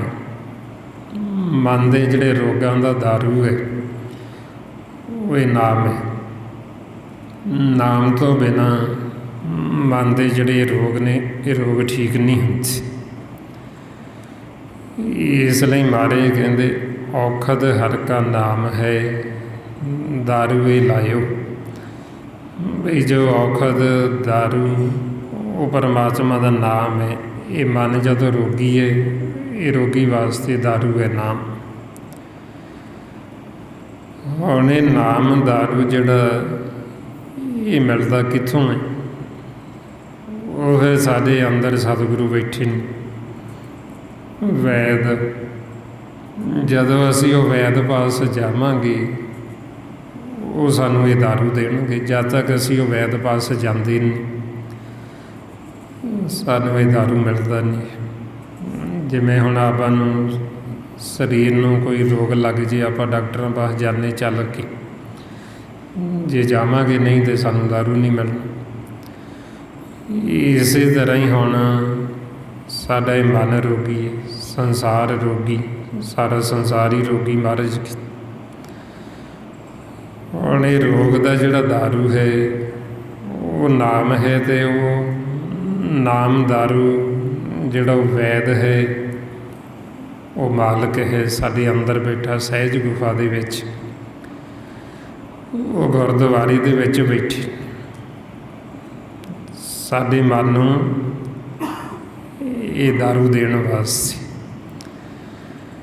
ਅਤੇ ਉਹਦੇ ਵਾਸਤੇ ਫਿਰ ਸਾਨੂੰ ਉਹ ਗੁਰਦੁਆਰੇ ਜਾਣਾ ਪਏਗਾ, ਸਾਨੂੰ ਉਹਨਾਂ ਪਾਸੇ ਵੈਦ ਕੋਲ ਜਾਣਾ ਪਏਗਾ, ਅਤੇ ਫਿਰ ਉਹ ਦਾਰੂ ਦੇਣਗੇ। ਜਿਸ ਨੂੰ ਮਹਾਰਾਜ ਕਹਿੰਦੇ ਮੇਰਾ ਵੈਦ ਗੁਰੂ ਗੋਬਿੰਦਾ, ਹਰ ਹਰ ਨਾਮ ਔਖਦ ਮੁਖ ਦੇਵੇ, ਕਾਟੇ ਜਮ ਕੀ ਫੰਦਾ। ਬਈ ਉਹ ਸਾਡੇ ਮੁਖ ਦੇ ਵਿੱਚ ਉਹ ਔਖਦ ਦਾਰੂ ਪਾਉਂਦੇ, ਅਤੇ ਉਹ ਵੈਦ ਉਹ ਗੋਬਿੰਦ ਨੇ ਮਾਲਕ। ਜਦੋਂ ਅਸੀਂ ਉਹਨਾਂ ਪਾਸ ਜਾਵਾਂਗੇ ਉਹ ਸਾਨੂੰ ਦਾਰੂ ਦੇਣਗੇ। ਹੁਣ ਉੱਥੇ ਜਾਣ ਵਾਸਤੇ ਸਾਨੂੰ ਗੁਰੂ ਦੀ ਮੱਤ ਲੈਣੀ ਪੈਂਦੀ। ਅਸੀਂ ਆਪਦੀ ਮੱਤ ਦੁਆਰਾ ਉਹਨਾਂ ਪਾਸ ਜਾ ਨਹੀਂ ਸਕਦੇ। ਜੇ ਅਸੀਂ ਆਪਦੀ ਮੱਤ ਵਰਤਾਂਗੇ ਤੇ ਅਸੀਂ ਨਹੀਂ ਜਾ ਸਕਦੇ ਉਹਨਾਂ ਪਾਸ, ਕਿਉਂਕਿ ਜਦੋਂ ਅਸੀਂ ਆਪਦੀ ਮੱਤ ਵਰਤਦੇ ਹਾਂ ਪਹਿਲਾਂ ਤਾਂ ਅਸੀਂ ਆਪਦੇ ਵਾਸਤੇ ਮੰਗਦੇ ਹੀ ਨਹੀਂ। ਸਾਡੀਆਂ ਮੰਗਾਂ, ਸਾਡੀਆਂ ਅਰਦਾਸਾਂ, ਸਾਡੀਆਂ ਬੇਨਤੀਆਂ ਦੂਜੇ ਵਾਸਤੇ, ਆਪਦੇ ਵਾਸਤੇ ਨਹੀਂ, ਮਨ ਵਾਸਤੇ ਨਹੀਂ, ਆਪਣੇ ਵਾਸਤੇ ਨਹੀਂ। ਤਾਈਓਂ ਫਿਰ ਸਾਨੂੰ ਕਹਿੰਦੇ ਵੀ ਇਹ ਭਰਮ ਪਿਆ ਹੋਇਆ ਸਨ। ਭਰਮ ਦੇ ਵਿੱਚ ਹੋਣ ਕਰਕੇ ਉਹ ਸਾਡੀ ਆਪਣੇ ਵਾਸਤੇ ਤਾਂ ਮੰਗ ਹੀ ਨਹੀਂ ਹੈ, ਸਾਡੀ ਅਰਦਾਸ ਹੀ ਨਹੀਂ ਹੈ। ਤਾਂ ਕਰਕੇ ਜਦ ਤੱਕ ਜੀਵ ਸਤਸੰਗ ਦੇ ਵਿੱਚ ਆਉਂਦਾ ਨਹੀਂ, ਗੁਰੂ ਦੀ ਮੱਤ ਲੈਂਦਾ ਨਹੀਂ, ਉਹ ਆਪਦੇ ਵਾਸਤੇ ਨਹੀਂ ਮੰਗਦਾ, ਉਹਦੀ ਸਾਰੀ ਜ਼ਿੰਦਗੀ ਦੀ ਦੌੜ ਦੂਜੇ ਵਾਸਤੇ। ਜਿਉਂ ਅਸੀਂ ਸੁਰਤ ਸਾਂਭਦੇ ਹਾਂ, ਜਿਉਂ ਭਜਣਾ ਸ਼ੁਰੂ ਕਰਦੇ ਹਾਂ, ਸਾਰੀ ਉਮਰ ਭਜਦੇ ਰਹਿੰਦੇ, ਅਖੀਰ ਨੂੰ ਅੰਤ ਸਮਾਂ ਆ ਜਾਂਦਾ। ਭਜਦੇ ਅਸੀਂ ਸਮਾਂ ਖਤਮ ਹੋ ਜਾਂਦਾ, ਪਰ ਸਾਡੀ ਇਹ ਦੌੜ ਖਤਮ ਨਹੀਂ ਹੁੰਦੀ, ਇਹ ਲੱਗੀ ਰਹਿੰਦੀ। ਮਾਇਆ ਦੀ ਐਸੀ ਦੌੜ ਹੈ, ਕਿਉਂਕਿ ਇਹਨੂੰ ਗੁਰਬਾਣੀ ਗੁਰੂ ਵਿੱਚ ਮਿਰਗ ਤ੍ਰਿਸ਼ਨਾ ਕਹਿੰਦੀ, ਇਹਨੂੰ ਮਾਇਆ ਜਾਲ ਕਹਿੰਦੇ, ਇਹਨੂੰ ਗੰਧਰਵ ਨਗਰੀ ਹਰ ਚੰਦੌਰੀ ਕਹਿੰਦੀ। ਜਿਵੇਂ ਆਪਾਂ ਨੂੰ ਦੂਰ ਲੱਗਦਾ ਵੀ ਅਸਮਾਨ ਅਤੇ ਧਰਤੀ ਮਿਲਦੇ ਹੋਣਗੇ, ਜਦੋਂ ਆਪਾਂ ਦ੍ਰਿਸ਼ਟੀ ਮਾਰਦੇ ਹਾਂ ਦੂਰ, ਆਪਾਂ ਨੂੰ ਲੱਗਦਾ ਵੀ ਉਹ ਜਾ ਕੇ ਆਕਾਸ਼ ਅਤੇ ਧਰਤੀ ਐ ਮਿਲਦੇ ਨਜ਼ਰ ਆਉਂਦੇ, ਪਰ ਉਹ ਮਿਲਦੇ ਕਿਤੇ ਨਹੀਂ। ਸਾਰੀ ਉਮਰ ਭਜਦੇ ਰਹੋ, ਉਹ ਅੱਗੇ ਦੀ ਅੱਗੇ ਵਧੀ ਜਾਣ। ਇਸੇ ਤਰ੍ਹਾਂ ਹੀ ਇਹ ਮਾਇਆ ਸਾਨੂੰ ਭਰਮ ਪਾਉਂਦੀ ਹੈ ਵੀ ਅੱਜ ਨਹੀਂ ਸੁੱਖ, ਕੱਲ੍ਹ ਨੂੰ ਮਿਲ ਜੇ, ਆਹ ਕੰਮ ਲੋਟ ਆ ਜੇ ਫਿਰ ਸੁਖੀ ਹੋ ਜਾਂਗੇ। ਉਹ ਲੋਟ ਨਹੀਂ ਆਉਂਦਾ, ਉਹ ਜਦ ਨੂੰ ਉਹ ਹੋਰ ਵੱਧ ਜਾਂਦਾ ਅੱਗੇ। ਸਾਡਾ ਆਹ ਕੰਮ ਬਣ ਜੇ ਤੇ ਫਿਰ ਅਸੀਂ ਸੌਖੇ, ਉਹ ਸੁੱਖ ਫਿਰ ਨਹੀਂ ਮਿਲਦਾ। ਉਹ ਹੋ ਵੀ ਜਾਂਦਾ, ਉਹ ਸੁੱਖ ਫਿਰ ਨਹੀਂ। ਆਪਾਂ ਨੂੰ ਕਹਿੰਦੇ ਵੀ ਤੁਸੀਂ ਥੋੜ੍ਹਾ ਜਿਹਾ ਵਿਚਾਰੋ ਤਾਂ ਸਹੀ, ਪਿੱਛੇ ਝਾਤੀ ਮਾਰੋ, ਆਪਦੇ ਜੀਵਨ ਦੇ ਵਿੱਚ ਥੋੜ੍ਹਾ ਰੁਕੋ, ਭੱਜੇ ਨਾ ਜਾਓ, ਥੋੜ੍ਹਾ ਰੁਕ ਕੇ ਦੇਖੋ, ਠਹਿਰਾਓ ਦੇ ਵਿੱਚ ਬਈ ਕਿੰਨਾ ਅਸੀਂ ਜਿਉਂ ਸੁਰਤ ਸੰਭਾਲੀ, ਕਿੰਨਾ ਅਸੀਂ ਭੱਜੇ, ਅਤੇ ਭਜਦੇ ਸਾਡੀਆਂ ਕਿੰਨੀਆਂ ਪਰੇਸ਼ਾਨੀਆਂ ਵਧੀਆਂ। ਅਸੀਂ ਕਹਿੰਦੇ ਰਹੇ ਬਈ ਸਾਡਾ ਆਹ ਕੰਮ ਬਣ ਜੇ ਤੇ ਅਸੀਂ ਸੁਖੀ ਹੋ ਜਾਂਗੇ, ਜੇ ਉਹ ਕੰਮ ਬਣ ਵੀ ਗਿਆ ਤੇ ਫਿਰ ਕੀ ਸਾਡੀ ਇਹ ਚਿੰਤਾ ਫਿਕਰ ਖਤਮ ਹੋ ਗਈ, ਉਹ ਅੱਗੇ ਦੀ ਅੱਗੇ ਹੋਰ ਵੱਧ ਗਈ। ਇਸ ਕਰਕੇ ਮਹਾਰਾਜ ਸਾਨੂੰ ਸਮਝਾਉਂਦੇ ਵੀ ਇਹ ਹੱਲ ਨਹੀਂ ਹੈ। ਜੋ ਅਸੀਂ ਸੰਸਾਰ ਦੇ ਵਿੱਚ ਸੁਖੀ ਹੋਣ ਦੀ ਕੋਸ਼ਿਸ਼ ਕਰਦੇ ਹਾਂ ਨਾ, ਇਹ ਸਾਡੀ ਦੌੜ ਹੀ ਪੁੱਠੀ ਹੈ, ਉਲਟ ਚੱਲ ਰਹੇ ਹਾਂ ਅਸੀਂ। ਇਹ ਸਾਡੀ ਦੌੜ ਖਤਮ ਨਹੀਂ ਹੋਣੀ, ਸਾਡਾ ਸਮਾਂ ਖਤਮ ਹੋ ਜਾਣਾ ਹੈ, ਪਰ ਸਾਡੀਆਂ ਚਿੰਤਾਵਾਂ, ਇਹ ਫਿਕਰ, ਇਹ ਸਾਡੇ ਮੁੱਕਣੇ ਨਹੀਂ ਹੈ। ਕਿਉਂ ਨਹੀਂ ਮੁੱਕਣੇ? ਕਿਉਂਕਿ ਸਾਡੀ ਦੌੜ ਉਲਟ ਹੈ, ਅਸੀਂ ਪੁੱਠੇ ਚੱਲ ਰਹੇ ਹਾਂ। ਸੰਸਾਰ ਦਾ ਖੇਲ ਹੀ ਪੁੱਠਾ ਚੱਲਦਾ ਹੈ ਸਾਰਾ। ਗੁਰਬਾਣੀ ਗੁਰੂ ਵਿੱਚ ਸਾਨੂੰ ਸਿੱਧਾ ਦੱਸਿਆ ਮਹਾਰਾਜ ਬਈ ਜੇ ਤੁਸੀਂ ਸੁੱਖ ਲੈਣਾ ਹੈ ਤਾਂ ਭੱਜੋ ਨਾ, ਰੁਕੋ, ਠਹਿਰੋ। ਅਤੇ ਠਹਿਰਨ ਵਾਸਤੇ ਸਾਨੂੰ ਸਿਮਰਨ ਕਰਨਾ ਪੈਣਾ। ਉੱਦਾਂ ਸਾਡਾ ਮਨ ਠਹਿਰਦਾ ਨਹੀਂ, ਰੁਕਦਾ ਨਹੀਂ ਹੈ, ਇਹਨੇ ਭੱਜਿਆ ਹੀ ਜਾਣਾ। ਇਸ ਵਾਸਤੇ ਫਿਰ ਮਹਾਰਾਜ ਸਮਝਾਉਂਦੇ ਵੀ ਜੇ ਤੁਸੀਂ ਸੁੱਖ ਲੈਣਾ ਹੈ ਫਿਰ ਤੁਸੀਂ ਅੰਤਰਮੁਖੀ ਹੋ ਜਾਓ, ਤੁਸੀਂ ਆਪਣੇ ਘਰ ਆ ਜਾਓ। ਜਿਵੇਂ ਹੁਣ ਆਪਾਂ ਸੰਸਾਰ ਦੇ ਵਿੱਚ ਕਹਿੰਦੇ ਬਈ ਪਰਿਵਾਰਾਂ 'ਚ ਕਲਾ ਕਲੇਸ਼ ਹੈ ਜੀ, ਸੰਸਾਰ ਦੇ ਵਿੱਚ ਦੁੱਖ ਹੈ ਜੀ, ਵੀ ਆਪਾਂ ਗੁਰੂ ਘਰ ਚੱਲੀਏ, ਆਪਾਂ ਇੱਥੇ ਸੰਗਤ 'ਚ ਆ ਜਾਂਦੇ ਵੀ ਇੱਥੇ ਆ ਕੇ ਸਾਡੇ ਮਨ ਨੂੰ ਸ਼ਾਂਤੀ ਆਉਂਦੀ ਹੈ ਜੀ, ਸੁੱਖ ਮਿਲਦਾ ਹੈ। ਉਹ ਸਾਡੇ ਅੰਦਰ ਖਿੱਚ ਹੁੰਦੀ, ਪਿਆਰ ਹੈ ਵੀ ਚੱਲੀਏ, ਛੇਤੀ ਚੱਲੀਏ, ਫਟਾਫਟ ਵੀ ਜਾ ਕੇ ਸਤਿਗੁਰਾਂ ਦੇ ਬਚਨ ਸੁਣੀਏ। ਹੁਣ ਜਿੰਨਾ ਸਮਾਂ ਤਾਂ ਆਪਾਂ ਬਹਿੰਦੇ ਹਾਂ ਇੱਥੇ, ਸੁੱਖ ਹੈ, ਸ਼ਾਂਤੀ ਹੈ। ਜਦੋਂ ਅਸੀਂ ਬਾਹਰ ਜਾਂਦੇ ਹਾਂ ਉਹ ਫਿਰ ਉਹੀ ਵਿਚਾਰ ਫੁਰਨੇ ਫਿਰ ਚੱਲ ਪੈਂਦੇ। ਫਿਰ ਮਹਾਰਾਜ ਆਪਾਂ ਨੂੰ ਸਮਝਾਉਂਦੇ ਵੀ ਜਿਵੇਂ ਤੁਸੀਂ ਇੱਥੇ ਗੁਰਦੁਆਰੇ ਆਉਂਦੇ ਹੋ, ਤੁਹਾਡੇ ਅੰਦਰ ਗੁਰਦੁਆਰਾ ਹੈ, ਤੁਸੀਂ ਉਹ ਗੁਰਦੁਆਰੇ 'ਚ ਚਲੇ ਜਾਓ। ਜੇ ਤੁਸੀਂ ਸਦਾ ਸੁੱਖ ਭਾਲਦੇ ਹੋ ਨਾ ਵੀ ਅਸੀਂ ਸਦਾ ਹੀ ਸੁਖੀ ਰਹੀਏ, ਵੀ ਇਹ ਸਾਡਾ ਮਨ ਵੈਰ ਵਿਰੋਧ 'ਚ ਜਾਵੇ ਹੀ ਨਹੀਂ, ਸਾਡਾ ਮਨ ਚਿੰਤਾ ਫਿਕਰਾਂ ਦੇ ਵਿੱਚ ਜਾਵੇ ਹੀ ਨਹੀਂ। ਉਹਦੇ ਵਾਸਤੇ ਫਿਰ ਕਹਿੰਦੇ ਵੀ ਤੁਸੀਂ ਅੰਤਰਮੁਖੀ ਹੋਵੋ ਅਤੇ ਉਹ ਜੋ ਵੈਦ ਹੈ ਮਾਲਕ, ਤੁਸੀਂ ਉਹਨਾਂ ਦੇ ਕੋਲ ਚਲੇ ਜਾਓ ਅਤੇ ਉਹ ਤੁਹਾਡੇ ਅੰਦਰ ਹੀ ਬੈਠੇ। ਉਹ ਸਹਿਜ ਗੁਫਾ ਦੇ ਵਿੱਚ, ਜਿਹਨੂੰ ਮੰਦਰ ਕੋਠੜੀ ਕਹਿੰਦੇ, ਗੁਰਦੁਆਰਾ ਕਹਿੰਦੇ, 10ਵਾਂ ਦੁਆਰ, ਨਿਜ ਮਹਿਲ, ਥਿਰ ਘਰ ਕਹਿੰਦੇ, ਵੀ ਉਹਦੇ ਵਿੱਚ ਬੈਠੇ ਨੇ। ਉੱਥੇ ਜਾਓ। ਹੁਣ ਉੱਥੇ ਜਾਣ ਵਾਸਤੇ ਸਾਨੂੰ ਇਹ ਸਿਮਰਨ ਕਰਨਾ ਪੈਣਾ। ਸਿਮਰਨ ਕਰਕੇ ਅਸੀਂ ਅੰਤਰਮੁਖੀ ਹੋਵਾਂਗੇ ਅਤੇ ਫਿਰ ਹੀ ਅਸੀਂ ਅੰਤਰਮੁਖੀ ਹੋ ਕੇ ਘਰ ਜਾਵਾਂਗੇ। ਜੇ ਅਸੀਂ ਬਾਹਰ ਮੁਖੀ ਹਾਂ, ਇਹ ਬਾਹਰ ਤਾਂ ਭਰਮ ਹੈ। ਆਈਓ ਮਨ ਨੂੰ ਸਮਝਾਉਂਦੇ, ਇਹ ਮਨ ਮੇਰੇ ਆ, ਅੰਤਰ ਤੇਰੇ ਨਿਧਾਨ ਹੈ, ਤੂੰ ਬਾਹਰ ਵਸਤ ਨਾ ਭਾੜ। ਬਈ ਜੇ ਤੂੰ ਸੁੱਖ ਲੈਣਾ ਹੈ ਤਾਂ ਸੁੱਖਾਂ ਦੀ ਮਨੀ ਕੀ ਹੈ? ਪਰਮਾਤਮਾ ਦਾ ਨਾਮ। ਜੋ ਆਪਾਂ ਪੜ੍ਹਦੇ ਰੋਜ਼, ਗੁਰੂ ਅਰਜਨ ਦੇਵ ਜੀ ਆਪਾਂ ਨੂੰ ਫਰਮਾਉਂਦੇ, ਸੁੱਖ ਮਨੀ ਸੁੱਖ ਅੰਮ੍ਰਿਤ ਪ੍ਰਭ ਨਾਮ। ਬਈ ਪਰਮਾਤਮਾ ਦਾ ਜੋ ਨਾਮ ਹੈ ਉਹ ਸੁੱਖਾਂ ਦੀ ਮਨੀ ਹੈ। ਉਹ ਬਾਣੀ ਕਿੱਥੇ ਹੈ? ਉਹ ਸਾਡੇ ਅੰਦਰ ਹੈ। ਨਾਮ, ਪਰਮਾਤਮਾ ਦਾ ਨਾਮ ਹੀ ਸੁੱਖਾਂ ਦੀ ਮਨੀ। ਅਤੇ ਉਹ ਨਾਮ ਕਿਤੋਂ ਸਾਨੂੰ ਬਾਹਰੋਂ ਨਹੀਂ ਮਿਲਦਾ, ਸਾਡੇ ਅੰਦਰ। ਨੌ ਨਿਧ ਅੰਮ੍ਰਿਤ ਪ੍ਰਭ ਕਾ ਨਾਮ ਦੇਹੀ ਮੈਂ, ਇਸ ਕਾ ਵਿਸ਼ਰਾਮ, ਸਾਡੀ ਦੇਹ ਦੇ ਅੰਦਰ। ਹੁਣ ਜੇ ਤਾਂ ਅਸੀਂ ਉਹ ਨਾਮ ਨੂੰ ਬੁੱਝ ਲਏ, ਸਾਡੀ ਸੁਰਤ ਹੀ ਉਹ ਨਾਮ ਦੇ ਨਾਲ ਜੁੜ ਗਈ, ਫਿਰ ਤਾਂ ਸਮਝ ਲਓ ਸਾਨੂੰ ਉਹ ਨਾਮ ਦਾਰੂ ਮਿਲ ਗਏ ਆ, ਅਤੇ ਸਾਡੇ ਮਨ ਦੇ ਜਿਹੜੇ ਰੋਗ ਨੇ ਉਹ ਸਾਰੇ ਠੀਕ ਹੋ ਜਾਣ। ਜੇ ਹੁਣ ਅਸੀਂ ਉਹ ਦਾਰੂ ਨਹੀਂ ਲਿਆ ਅਤੇ ਸਾਡੇ ਮਨ ਦੇ ਰੋਗ ਠੀਕ ਨਹੀਂ ਹੁੰਦੇ, ਅਤੇ ਉਹ ਰੋਗ ਅੱਗੇ ਦੀ ਅੱਗੇ ਹੋਰ ਵੱਧਦੇ ਜਾਂਦੇ। ਸਾਇੰਸੇ ਫਿਕਰ, ਚਿੰਤਾਵਾਂ ਹੋਰ ਅੱਗੇ ਦੀ ਅੱਗੇ ਹੋਰ ਵੱਧਦੀਆਂ ਜਾਂਦੀਆਂ। ਤਾਂ ਫਿਰ ਮਹਾਰਾਜ ਸਮਝਾਉਂਦੇ ਵੀ ਤੁਸੀਂ ਉਹ ਦਾਰੂ ਲਵੋ, ਅਤੇ ਉਹ ਦਾਰੂ ਲੈਣ ਵਾਸਤੇ ਤੁਸੀਂ ਸਹਿਜ ਵਿੱਚ ਆਓ, ਅਤੇ ਸਹਿਜ ਵਿੱਚ ਆਉਣ ਵਾਸਤੇ ਕਹਿੰਦੇ ਤੁਸੀਂ ਸਿਮਰਨ ਕਰੋ।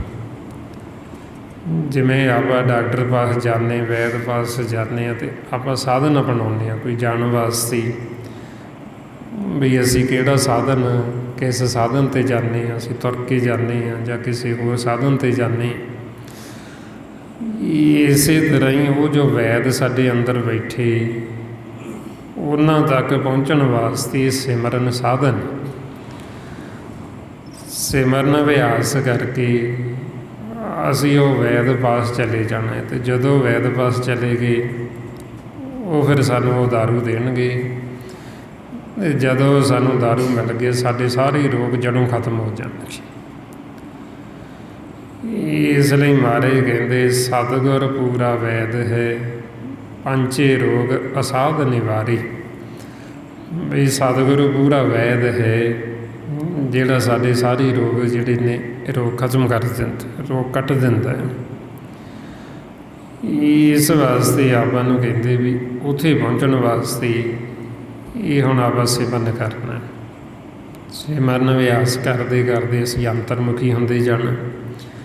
ਜਿਉਂ-ਜਿਉਂ ਅਸੀਂ ਅੰਤਰਮੁਖੀ ਹੁੰਦੇ ਜਾਵਾਂਗੇ, ਅਤੇ ਉਹਦੇ ਅਸੀਂ ਸੁਖੀ ਹੁੰਦੇ ਜਾਣਾ, ਅਤੇ ਉਹਦੇ ਸਾਡੇ ਮਨ ਨੂੰ ਸੋਝੀ ਆਉਂਦੀ ਜਾਣੀ, ਸਾਨੂੰ ਗਿਆਨ ਹੁੰਦਾ ਜਾਣਾ।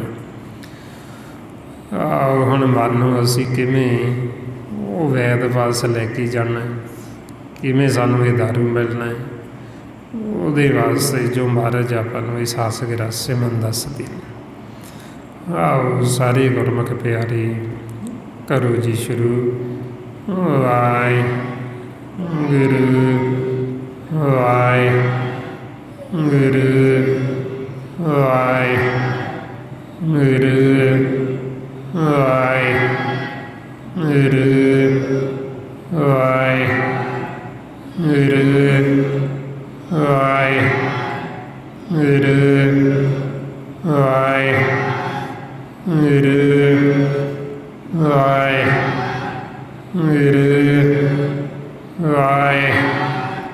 ਵਾਹਿਗੁਰੂ ਵਾਹਿਗੁਰੂ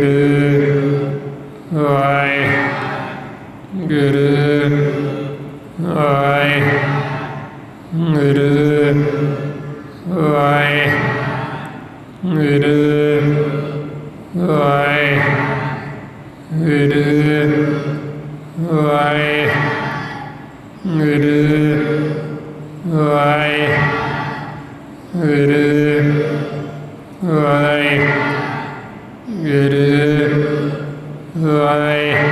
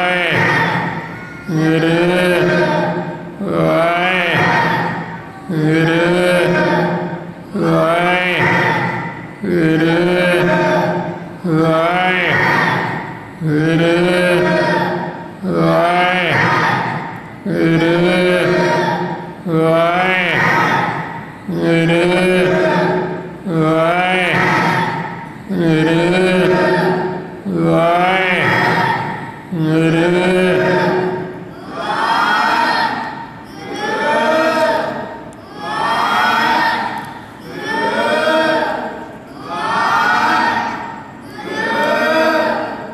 ਵਾਹਿਗੁਰੂ ਜੀ ਕਾ ਖਾਲਸਾ ਵਾਹਿਗੁਰੂ ਜੀ ਕੀ ਫਤਿਹ।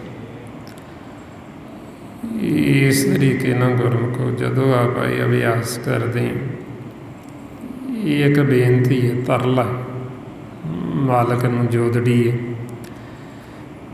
ਜਿਵੇਂ ਇੱਕ ਰੋਗੀ ਜੀਵ ਬੇਨਤੀਆਂ ਕਰਦਾ, ਜੋਦੜੀਆਂ ਕਰਦਾ ਵੀ ਮੇਰਾ ਰੋਗ ਠੀਕ ਹੋ ਜੇ, ਇਸੇ ਤਰ੍ਹਾਂ ਹੀ ਇਹ ਮਨ ਦੀ ਕੂਕ ਹੈ, ਪੁਕਾਰ ਹੈ ਵੀ ਜਦੋਂ ਇਹਨੂੰ ਸੋਝੀ ਆ ਜਾਂਦੀ ਵੀ ਮਹਾਰਾਜ ਮੈਂ ਤਾਂ ਰੋਗਾਂ ਨਾਲ ਭਰਿਆ ਪਿਆ, ਬਈ ਤੂੰ ਕਿਰਪਾ ਕਰ ਮੇਰੇ ਰੋਗ ਠੀਕ ਕਰ ਦੇ, ਵੀ ਮੇਰੇ ਵੱਸ ਨਹੀਂ।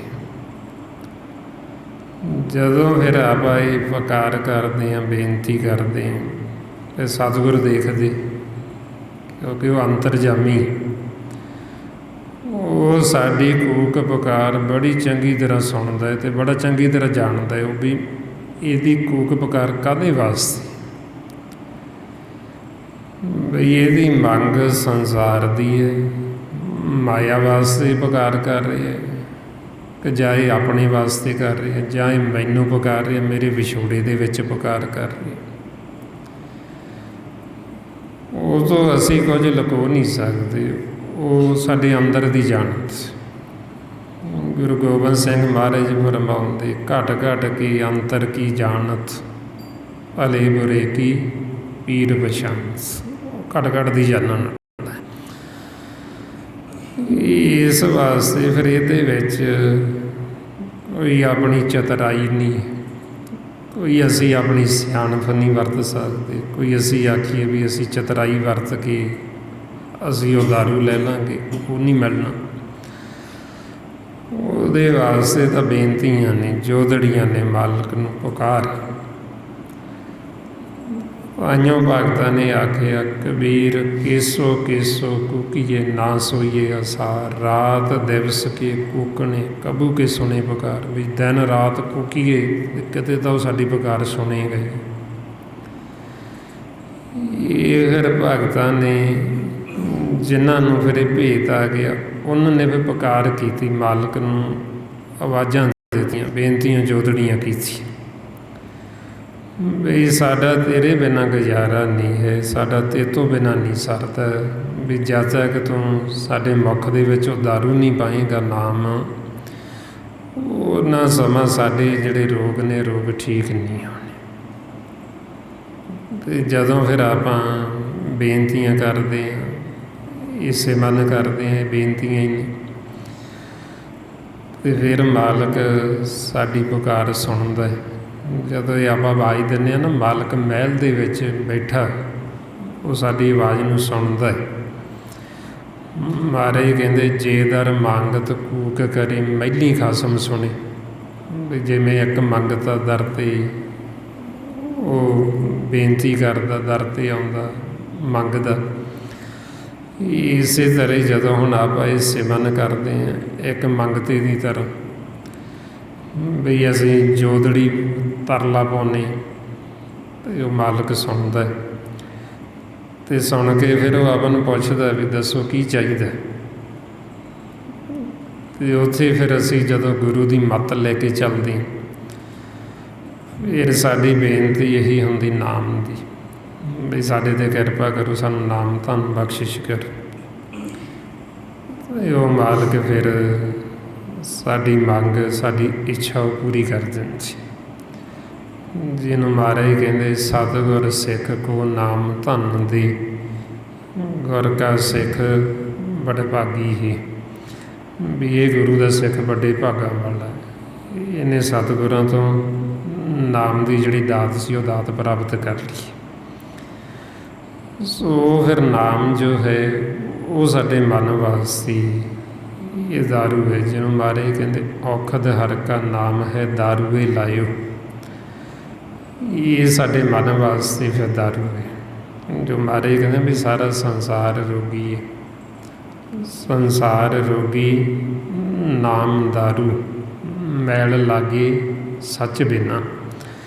ਬਈ ਸੰਸਾਰ 'ਚ ਮਨ ਰੋਗੀ ਹੋਏ ਹੋਏ, ਇਹ ਰੋਗਾਂ ਦਾ ਦਾਰੂ ਹੈ ਜਿਹੜਾ ਉਹ ਨਾਮ ਹੈ। ਇਸ ਕਰਕੇ ਗੁਰੂ ਨਾਨਕ ਦੇ ਘਰ ਤੋਂ ਜਿਹੜੀ ਸਾਨੂੰ ਦਾਤ ਮਿਲਦੀ ਉਹ ਨਾਮ ਦੀ ਮਿਲਦੀ। ਮਹਾਰਾਜ ਕਹਿੰਦੇ, ਨਾਨਕ ਕੇ ਘਰ ਕੇਵਲ ਨਾਮ। ਬਈ ਗੁਰੂ ਨਾਨਕ ਦੇ ਘਰ 'ਚ ਕੀ ਹੈ, ਅਸੀਂ ਕੀ ਲੈਣਾ ਇੱਥੋਂ ਆ ਕੇ। ਮਹਾਰਾਜ ਕਹਿੰਦੇ ਨਾਮ। ਇਸ ਵਾਸਤੇ ਹੁਣ ਆਪਾਂ ਇਹ ਨਾਮ ਤੱਕ ਪਹੁੰਚਣ ਵਾਸਤੇ ਵੱਧ ਤੋਂ ਵੱਧ ਇਹ ਸਿਮਰਨ ਅਭਿਆਸ ਕਰਨ। ਗੁਰਬਾਣੀ ਗੁਰੂ ਨੂੰ ਜਦੋਂ ਪੜ੍ਹਨਾ ਵਿਚਾਰਨਾ ਵੀ ਸਾਨੂੰ ਕਹਿੰਦੇ ਕੀ ਨੇ, ਸਮਝਣ ਦਾ ਯਤਨ ਕਰਨਾ, ਸਮਝਣ ਦੀ ਕੋਸ਼ਿਸ਼ ਕਰਨੀ। ਜਿੱਥੋਂ ਨਹੀਂ ਸਮਝ ਲੱਗਦੀ ਉੱਥੋਂ ਆਪਾਂ ਪੁੱਛਣਾ। ਇਸੇ ਵਾਸਤੇ ਸਤਸੰਗਤ ਹੈ। ਵੀ ਜਿਵੇਂ ਇੱਕ ਬੱਚਾ ਪੜ੍ਹਦਾ ਹੈ, ਉਹਨੂੰ ਜਿੱਥੋਂ ਨਹੀਂ ਪਤਾ ਲੱਗਦਾ ਉਹ ਟੀਚਰ ਤੋਂ ਪੁੱਛਦਾ ਵੀ ਇਹਦਾ ਕੀ ਮਤਲਬ ਹੈ, ਮੈਨੂੰ ਪਤਾ ਨਹੀਂ ਲੱਗਦਾ, ਇੱਥੋਂ ਮੈਨੂੰ ਸਮਝ ਨਹੀਂ ਆਉਂਦੀ। ਇਸੇ ਤਰ੍ਹਾਂ ਹੀ ਇਹ ਸਤ ਸੰਗਤ ਸਤਿਗੁਰ ਦਾ ਸਕੂਲ ਹੈ ਅਤੇ ਆਪਾਂ ਸਾਰੇ ਸਿੱਖ ਹਾਂ। ਆਪਾਂ ਸਿੱਖਣਾ ਅਤੇ ਆਪਾਂ ਰੋਜ਼ ਦੀ ਰੋਜ਼ ਸਿੱਖਦੇ ਹਾਂ ਅਤੇ ਸਾਰੀ ਉਮਰ ਆਪਾਂ ਸਿੱਖਦੇ ਹੀ ਰਹਿਣਾ। ਜਿੱਥੋਂ ਆਪਾਂ ਨੂੰ ਨਹੀਂ ਪਤਾ ਲੱਗਦਾ ਸਤਿਗੁਰੂ ਬੈਠੇ ਨੇ, ਆਪਾਂ ਉੱਥੋਂ ਪੁੱਛ ਲੈਣਾ ਵੀ ਇਹਦੇ ਬਾਰੇ ਸਾਨੂੰ ਦੱਸੋ ਜੀ, ਉਹ ਸਾਨੂੰ ਦੱਸੀ ਜਾਣਗੇ। ਇਸ ਵਾਸਤੇ ਫਿਰ ਗੁਰਬਾਣੀ ਗੁਰੂ ਨੂੰ ਆਪਾਂ ਵਿਚਾਰਨਾ ਹੁੰਦਾ। ਜਿੱਥੋਂ ਨਹੀਂ ਪਤਾ ਲੱਗਦਾ ਉੱਥੋਂ ਆਪਾਂ ਪੁੱਛਣਾ, ਵਿਚਾਰਨਾ ਵੀ ਇਹਦਾ ਮਤਲਬ ਕੀ ਹੈ, ਇੱਥੇ ਸਾਨੂੰ ਕੀ ਸਮਝਾਉਂਦੀ। ਅਤੇ ਵੱਧ ਤੋਂ ਵੱਧ ਆਪਾਂ ਸਤ ਸੰਗਤ ਕਰਨੀ। ਜਦੋਂ ਸਤ ਸੰਗਤ ਕਰਾਂਗੇ ਸਾਨੂੰ ਸਮਝ ਲੱਗੇਗੀ ਵੀ ਜਿਵੇਂ ਸਾਨੂੰ ਸਤਿਗੁਰੂ ਸਮਝਾਉਂਦੇ ਵੀ ਸਾਨੂੰ ਮੰਗਣ ਦੀ ਜਾਚ ਸਿਖਾਉਂਦੇ ਵੀ ਅਸੀਂ ਮੰਗਣਾ ਕੀ ਹੈ। ਗੁਰਬਾਣੀ ਪੜ੍ਹਨ ਦੀ ਜਾਚ ਸਿਖਾਉਂਦੇ ਵੀ ਅਸੀਂ ਗੁਰਬਾਣੀ ਪੜ੍ਹ ਕੇ ਅਸੀਂ ਕੀ ਖੋਜਣਾ ਹੈ, ਕੀ ਲੱਭਣਾ ਹੈ, ਕੀ ਸਾਨੂੰ ਗੁਰਬਾਣੀ ਗੁਰੂ ਸਮਝਾਉਂਦੇ। ਇਹ ਸਾਰਾ ਭੇਦ ਫਿਰ ਸਾਨੂੰ ਸਤ ਸੰਗਤ 'ਚ ਹੀ ਆ ਕੇ ਆਉਂਦਾ। ਤਾਈਓ ਮਹਾਰਾਜ ਕਹਿੰਦੇ ਸਤ ਸੰਗਤ ਤੋਂ ਬਿਨਾਂ ਜੀਵ ਦਾ ਜਿਹੜਾ ਜੀਵਨ ਉਹ ਪਸ਼ੂਆਂ ਵਰਗਾ। ਦੇਖਣ ਨੂੰ ਉਹ ਮਾਨਸ ਲੱਗਦਾ ਹੈ, ਪਰ ਗੁਰਬਾਣੀ ਗੁਰੂ ਨੂੰ ਕਹਿੰਦੇ ਪਸ਼ੂ ਨੇ ਵੀ ਪਸ਼ੂਆਂ ਵਰਗਾ, ਕਿਉਂਕਿ ਉਹਨੂੰ ਗਿਆਨ ਕੋਈ ਨਹੀਂ ਹੈ। ਇਸ ਲਈ ਮਹਾਰਾਜ ਕਹਿੰਦੇ ਬਿਨ ਸੰਗਤੀ ਸਭ ਐਸੇ ਰਹੇ ਜੈਸੇ ਪਸ਼ੂ ਢੋਰ। ਵੀ ਸਤ ਸੰਗਤ ਤੋਂ ਬਿਨਾਂ ਜੀਵ ਪਸ਼ੂਆਂ ਵਰਗਾ, ਜਿਵੇਂ ਪਸ਼ੂ ਭਾਰ ਢੋਂਦਾ, ਮਨਮੁਖ ਸਾਰੀ ਉਮਰ ਭਾਰ ਹੀ ਢੋਂਦਾ ਰਹਿੰਦਾ, ਉਹ ਵੀ ਦੂਜੇ ਦਾ, ਕਿਉਂਕਿ ਆਪਦੇ ਵਾਸਤੇ ਤਾਂ ਕਰਦਾ ਨਹੀਂ ਹੈ, ਦੂਜੇ ਵਾਸਤੇ ਹੀ ਕਰੀ ਜਾਂਦਾ। ਜਿਉਂ ਸੁਰਤ ਸੰਭਾਲਦਾ ਸਾਰੀ ਉਮਰ ਲੱਗਾ ਰਹਿੰਦਾ ਕਰਮ ਕਰਨ। ਅਤੇ ਇੱਧਰ ਕਰਮ ਕਰਦਾ ਕਰਦੇ ਉੱਧਰੋਂ ਸਮਾਂ ਖਤਮ ਹੋ ਜਾਂਦਾ। ਜਦੋਂ ਸਮਾਂ ਖਤਮ ਹੋ ਜਾਂਦਾ ਅਤੇ ਫਿਰ ਪਤਾ ਲੱਗਦਾ ਵੀ ਆਪਦੇ ਵਾਸਤੇ ਤਾਂ ਕੀਤਾ ਹੀ ਨਹੀਂ, ਇਹ ਤਾਂ ਬਗਾਨਿਆਂ ਗੋਚਰਾ ਹੀ ਸਾਰਾ ਕੁਝ ਛੱਡ ਕੇ ਇੱਥੋਂ ਹੀ ਚਲਾ ਜਾਂਦਾ। ਫਿਰ ਇਹ ਪਤਾ ਨਹੀਂ ਕਿੰਨੀ ਕੁ ਵਾਰ ਹੋਇਆ ਆਪਣੇ ਨਾਲ। ਇਹ ਨਹੀਂ ਵੀ ਆਪਾਂ ਹੁਣ ਨਵੇਂ ਆਏ। ਮਹਾਰਾਜ ਕਹਿੰਦੇ ਗਿਣਤੀ ਨਹੀਂ ਵੀ ਕਿੰਨੀ ਵਾਰ ਅਸੀਂ ਇਹ ਸੰਸਾਰ 'ਚ ਆਏ ਅਤੇ ਕਿੰਨੀ ਵਾਰ ਅਸੀਂ ਇਹ ਸਾਰਾ ਕੁਛ ਬਣਾਇਆ ਅਤੇ ਬਣਾ ਕੇ ਇੱਥੇ ਹੀ ਛੱਡ ਗਏ। ਇਸ ਲਈ ਮਹਾਰਾਜ ਸੱਚੇ ਪਾਤਸ਼ਾਹ ਸਾਨੂੰ ਫਿਰ ਸਮਝਾਉਂਦੇ ਵੀ ਹੁਣ ਇਸ ਖੇਡ ਨੂੰ ਸਮਝ ਕੇ ਆਪਾਂ ਚੰਗੀ ਤਰ੍ਹਾਂ ਅਤੇ ਖੇਡ ਨੂੰ ਜਿੱਤਣਾ। ਇਹ ਸਾਰਾ ਭੇਦ ਆਪਾਂ ਨੂੰ ਗੁਰਬਾਣੀ ਗੁਰੂ ਦੁਆਰਾ ਦਿੱਤਾ ਮਹਾਂਪੁਰਖਾਂ ਨੇ। ਭਾਈ ਸਾਹਿਬ ਭਾਈ ਸੇਵਾ ਸਿੰਘ ਜੀ ਧਰਮਾਲਾ, ਉਸੇ ਗਿਆਨ ਨੂੰ ਆਪਾਂ ਦ੍ਰਿੜ ਕਰਦੇ ਹਾਂ ਤਾਂ ਕਿ ਸਾਡੇ ਹਿਰਦੇ ਵਿੱਚ ਵਸ ਜਾਵੇ। ਸੋ ਇੰਨੀਆਂ ਬੇਨਤੀਆਂ, ਇੰਨੇ ਵਿਚਾਰ ਕਰਦਿਆਂ ਹੋਏ ਜੇ ਕੋਈ ਐਸਾ ਸ਼ਬਦ ਬੋਲਿਆ ਗਿਆ ਹੋਵੇ ਸੰਗਤ ਅਤੇ ਸਤਿਗੁਰੂ ਬਖਸ਼ਣਯੋਗ ਨੇ, ਬਖਸ਼ ਲੈਣਾ ਜੀ। ਵਾਹਿਗੁਰੂ ਜੀ ਕਾ ਖਾਲਸਾ, ਵਾਹਿਗੁਰੂ ਜੀ ਕੀ ਫਤਿਹ। ਵਾਹਿਗੁਰੂ